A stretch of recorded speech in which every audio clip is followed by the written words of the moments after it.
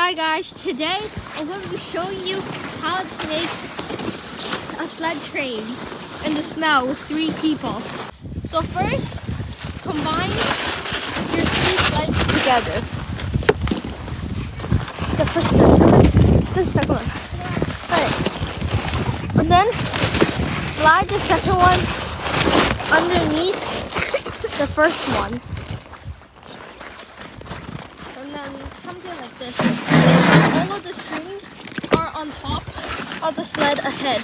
And the last sled doesn't have to have any string on it. Just make sure no string is underneath the sled. It's going to get caught midway.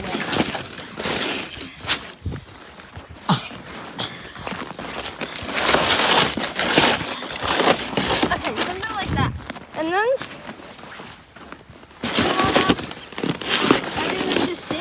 and then,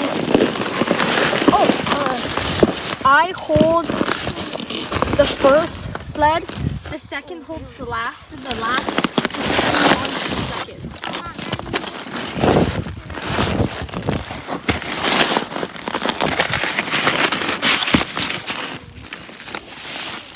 Okay, Luke, hold on to the second sled.